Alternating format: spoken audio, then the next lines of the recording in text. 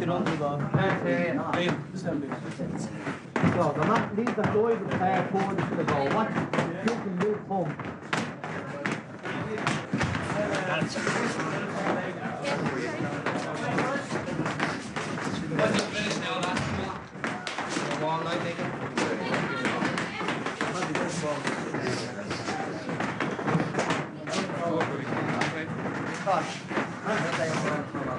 Yes, look, if I have given you a player to be with, you're with him.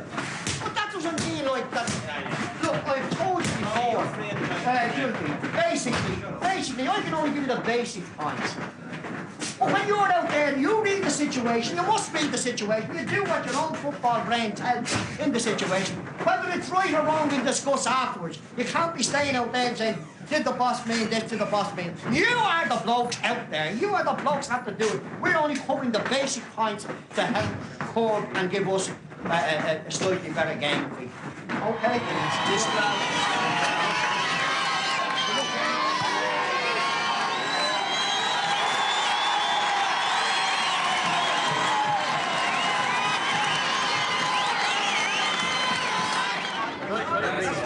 After the Manchester United match, I really thought we were really going to go to town on the best of them. You're not the only one there, Jimmy.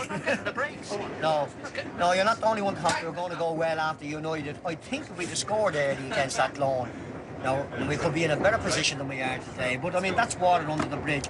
We're staying overnight in this trip, but I'm not terribly enamoured about overnight. My experience with overnight, you have to watch them. Jesus, you'd be 2 o'clock in the morning, you're up on something. I remember Dick Heads one year, and Dick Heads was going down one corridor, and I was out the other. And we thought we were stalking, we were stalking players, we were stalking each other, Jesus, I never laughed so much in all my bloody life. But even apart from the active maggot end of it, the thing that worries me about it is that most people don't rest on their initial night away from home. Well, there's always the danger that somebody comes along and says there's a 9 to 3 or something like that. Jesus, then I don't sleep at all, The thing is that once you're a player, you're in the public eye, and the kind of thing is that the player, I get off my mark here, and the girl wants to be seen with so-and-so. Possibly if a football team wasn't involved, they wouldn't look at each other, If you have 2 players who are not up to their normal standard because they've had either a restless night or, out chasing, you must face facts that a player that gets his full rest, that can really sleep now, let's face it, that really sleep as he should. Like, for instance, I recommend that they read, because I read somewhere or other that doctors say that if you read until the object falls out of your hand, or you're completely relaxed. What about good time, Charlie? What about the disco tonight, boss? Nobody moves out tonight. It's over on 11. No. I'm about the chance to get out tonight.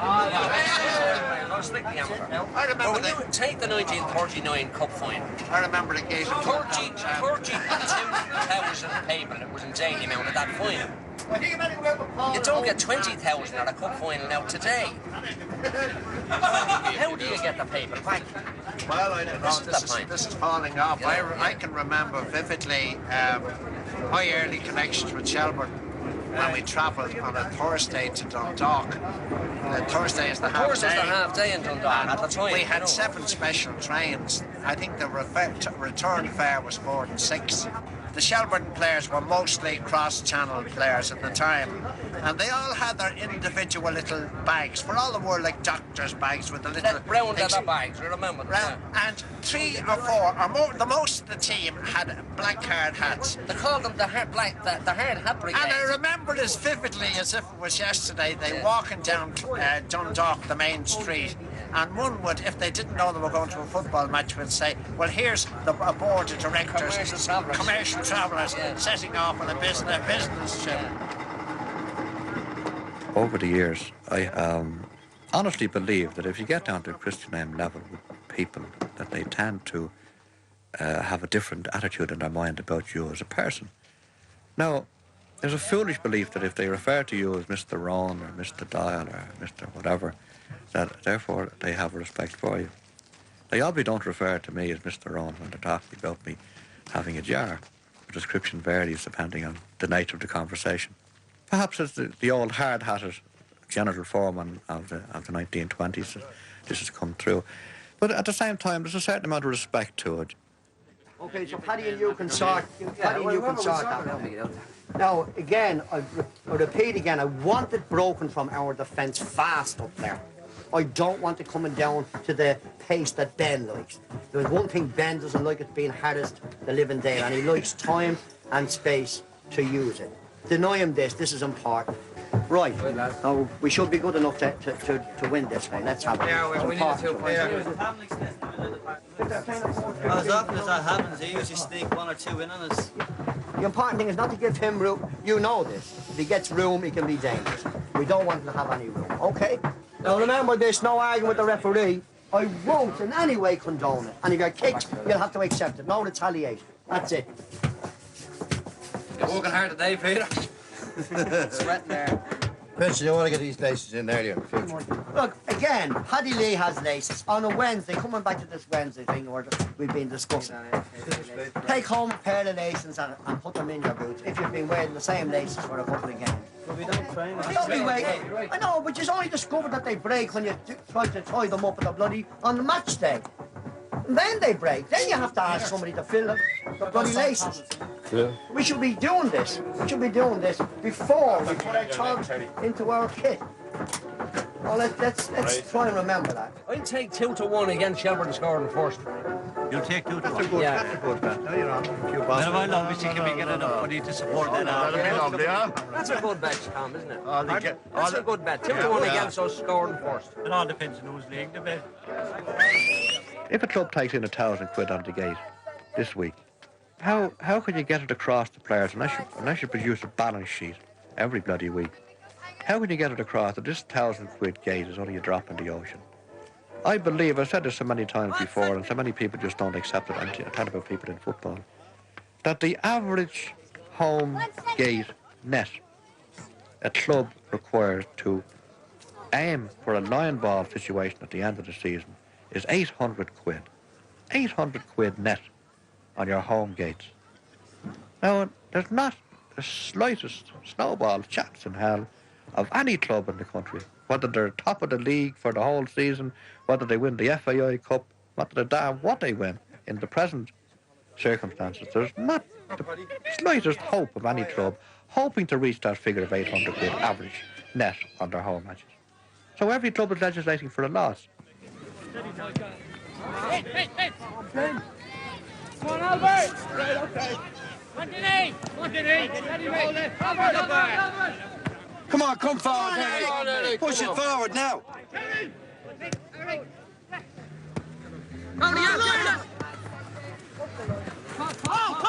Good ball, hit it, Paul. Good effort, Paul. Hard up, Paul. Albert! Who are you taking?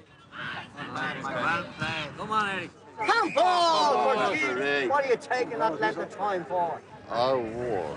Here, give an order.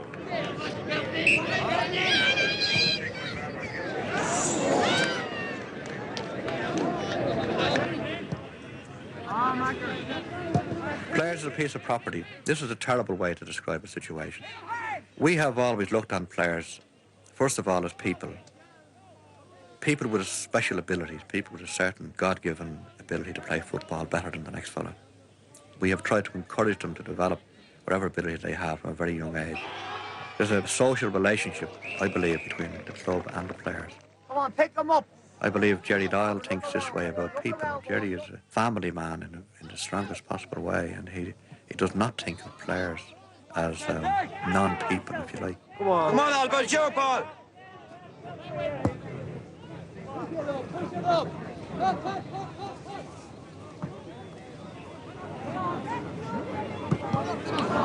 That's it. Don't rush in, Abby. Come on, Joe! Come on! Come on, Willie, boy! Come on, Willie! Come on, Come behind the goal!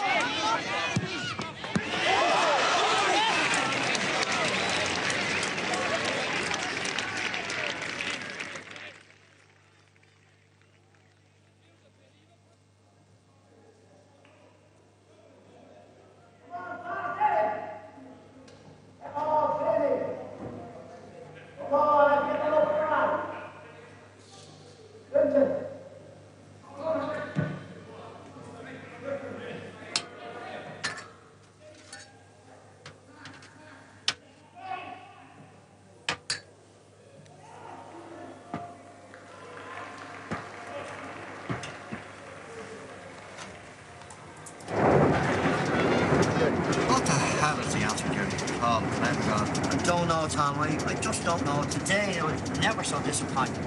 I was absolutely sure at half-time we were so much in control that this is one match that we could take home the league. I thought we were rubbish. We never put two passes together in the second half. You know, the defence kicked the ball out of us back in straight away. Let's forget it. Let's forget it anyway. What about a second goal? No, well, Paddy, you know what I thought? The first half, he's got a goal lead. And why just go back on the defensive in the second half? Were you not fit or something? The team is just not fit. It's as simple as that. Yeah, well, a big kick against Pats where you're in a heavier ground and they were coming at us and we were going at them up to 90 minutes. Yeah, but that's just boils down to Pats are not fit either. We said if we hadn't got the 2 points today, we would have been. We're still crap. Yeah. We played crap in 6 of the 10 matches I we don't think we played crap though. First half. We contained them very well. It's okay to play in the first half, but the match consists of 2 halves. They seem to be a complete collapse from being sharper than the Cork team in the first half to be gone out of it. And I can only think of the overnight stay, Tom, any time. His argument is that you don't get enough sleep on Saturday. And my argument is, I mean, if you're a family man, you could have problems with your children and you'd have to be up anyway. I mean, but once you're fit, I mean, what's 90 minutes? It's really nothing, you know, if you're fit. But if you're not You came off the park today and you told me you were jacked coming out. Exactly, but that's because I wasn't fit. I mean, you're all smiling about it now, lads. But last night you all want to get out, wasn't that it? We were all in bed before 11 o'clock. You must agree. I begin to think they were in the dance hall. We went into the dance hall, look, and hoping in this way that we might find the 3 of them, the one that we'd been searching for, plus these. You know, Jerry, apart from today's result, apart from any results, what's going to happen to the game at all? From the supporter point of view, generally speaking, we've had no support in our matches. We've lost cash every week this season so far. Well, what can you expect when Money Club. you come out every week to see performances like this? Second half, nothing there. Limerick, complete washout. You can't expect supporters. We still have a couple of Shelbourne supporters all the same. The point is this, that as regards football here, my opinion, you'll see matches here as good as you'll see anywhere. You must go every week to see them. You'll see one good match in 3. Was that bad today? But even if it is bad sometimes. What was the game? Limerick Stop for a minute. It's a Celtic. Limerick though. The first half. Limerick was a bad game. There's no excuse there. We went out against United in front of 25,000. We played very well. And we beat them at their own game. We did very, very well against them. We went out against Feckin at Loan the next day and there was about 25 in the bloody ground. I think a player manager is essential nowadays because he's involved with the players and he knows the feelings of the players, you know. I mean, he can, training-wise, their manager is too old. You know, you're fooling him. You know, if you're a bit tired, say Monday, well, you say, well, I'm not going to put her in. That's it. But if you have a player manager who's been out on the field and he knows how much he can take, see, this is the whole thing in soccer, pressurised training. Come on, mate, come on, let's go. Come on, Paul, like a brasser there. Go for it.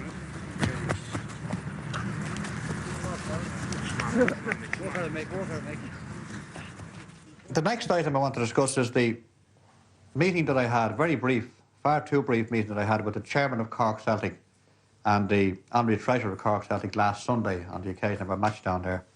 And they, like most of the other provincial people that I've spoken to in the recent past, are very concerned about the falling attendances at matches, the fact that they're legislating for a loss at the end of the season. They just can't meet their running expenses by their gate receipts and don't hope to meet their running expenses by gate receipts. Right here, Willie. What's that? Right, Willie. It was suggested that we have a meeting of all the club representatives, the club chairman with at least one other official of a club. In other words, 2 people from each of the 14 clubs, or 13 clubs, professional clubs I'm speaking about, in the League of Ireland. Mick, you go everything. You don't mind if it's the far end. That's it. Let's go again, Tommy. 24 seconds, yes. Yeah. That's wrong, I got it there. Oh, we got Terry, take the white one. Take the white ones, not the brown ones.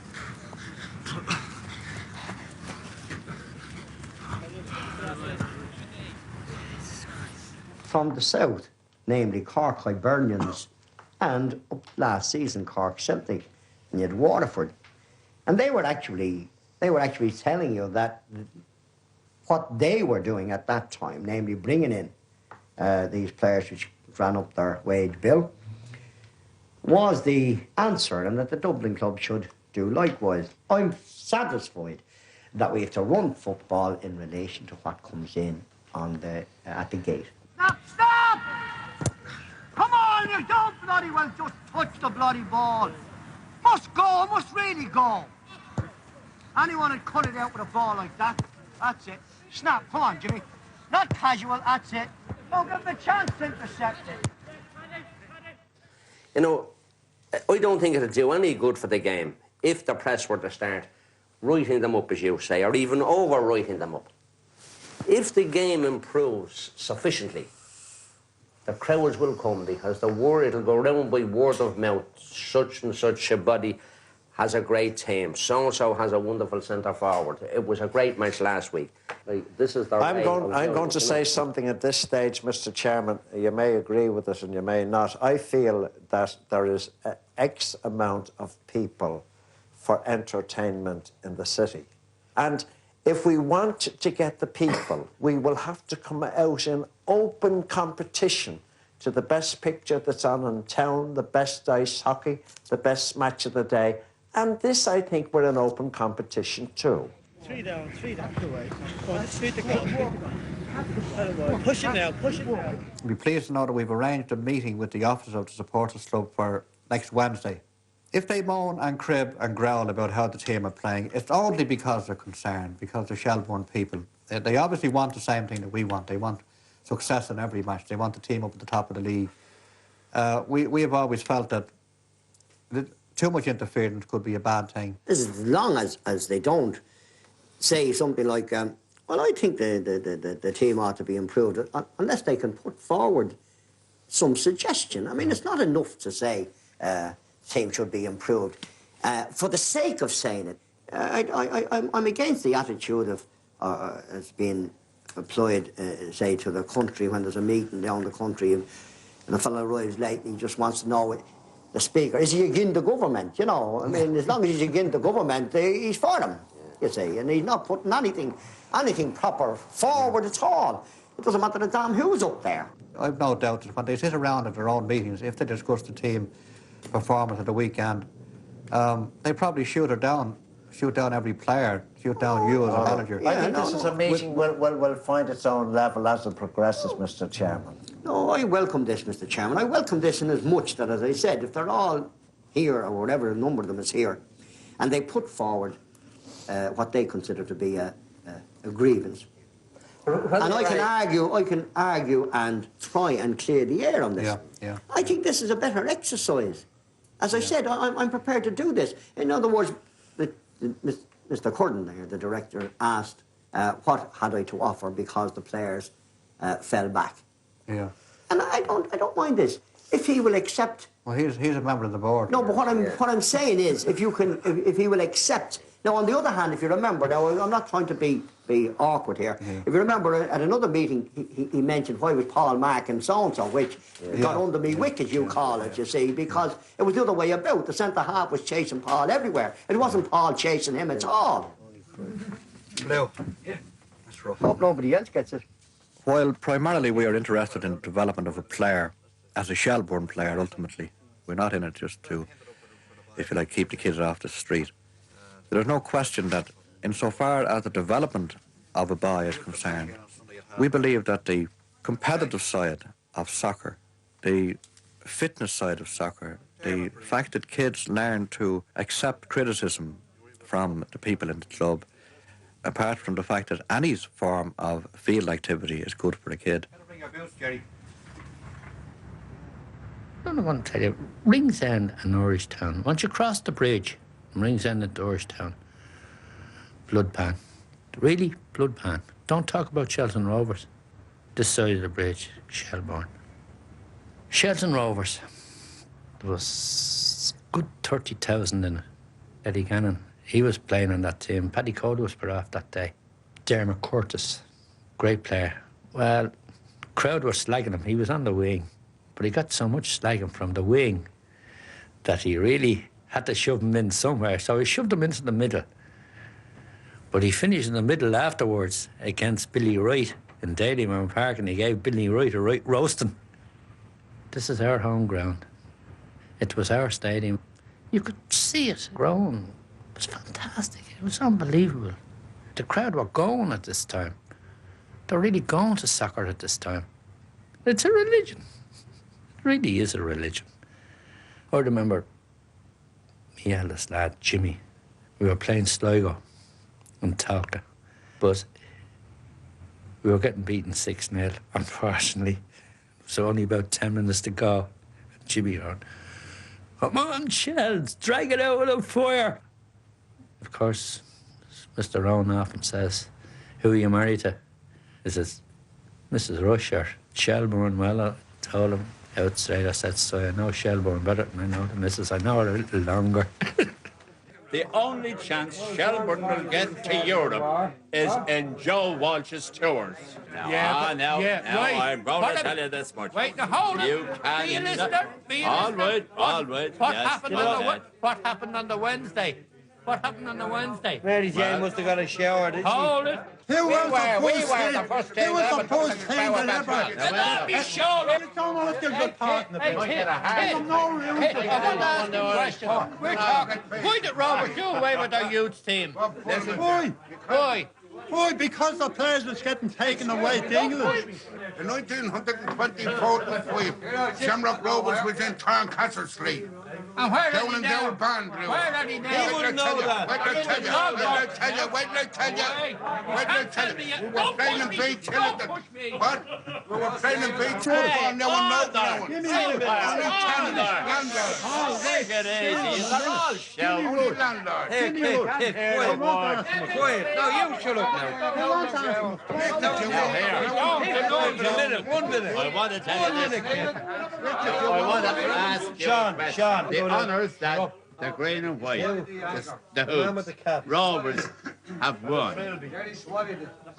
Emulate anything. That's a powerful word. I know it is. I got a broken arm with Shelbourne. I was only about 6 or 7 weeks old. It's a pity you didn't get a broken neck with it. What am I Push me. Excuse me for a minute. Just a second now, Jimmy, I don't go down with a trilby hat in me head. No. And I don't go out on the sideline. Hey, Paddy Dudley, will you put the ball up there? That's not me. No, sure. Jimmy. Wait! How could you be talking here about Shelbourne and Rovers? When the only football that you ever played, according to the papers a couple of years ago, was up the Amazon. And here you are here talking about football in Ireland. You know nothing about it. Wait a minute. You're learning.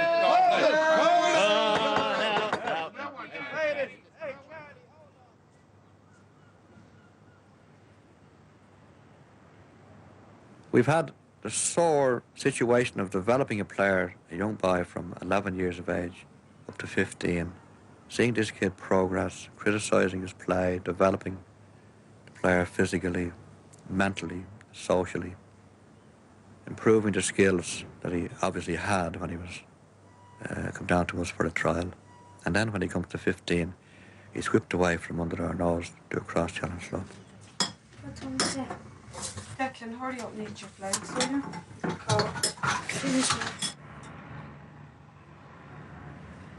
I definitely wouldn't stand in his way. It would be no surprise to me. Have a good game up, he said. You know, Tom comes from... We are a football family, and seeing him for the last 4 or 5 seasons, I think he has it in him. Yeah, I would like Tom certainly to go up to England, because I think he has a great future ahead of him.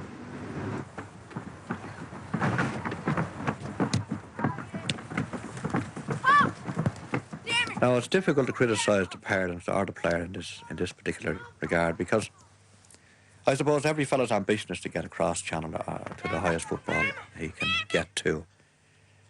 But from our point of view, it's a bit heartbreaking to have spent a few years with an individual player and then to have him whipped away without even the courtesy of contact from the cross-channel club. We get too much English coverage for our game anyhow. But like, let me say this too, like, the good stuff that you see on it, you won't see that quality, even with us, maybe at our best. Because you simply haven't got the players to match those players, you see, and that's it. We do need the premises, we do need the ground, we need a social centre apart from a playing centre. We need a route, we need a home, we need somewhere to say, that's ours, this is where we spring from. Anyone without a home of any sort is an itinerant type.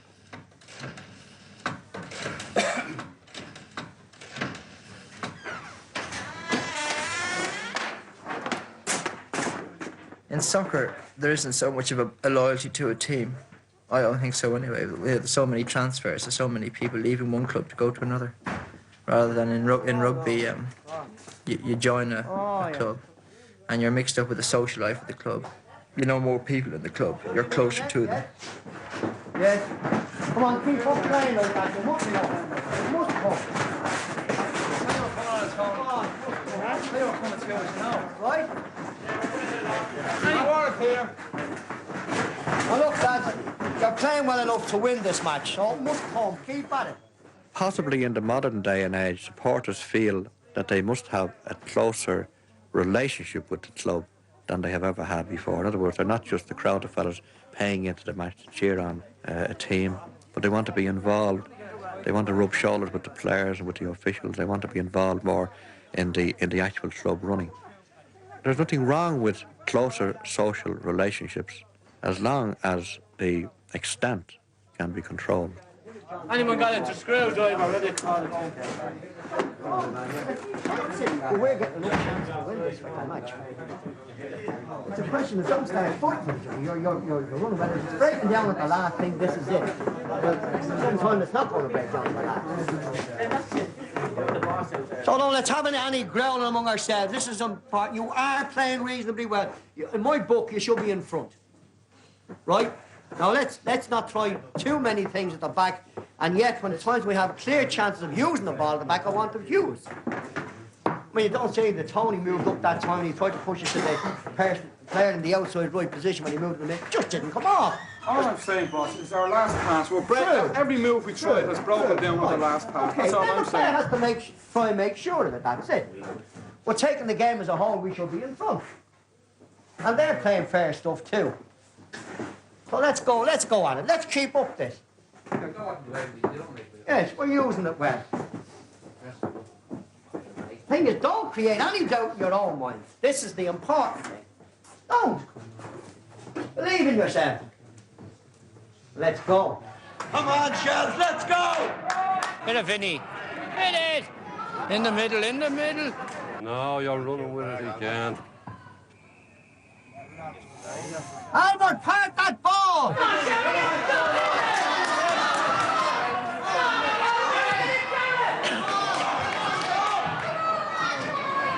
Come on, Shells! Come on, Shelbourne, let's go! Come on, Shell! Get in! They're slipping!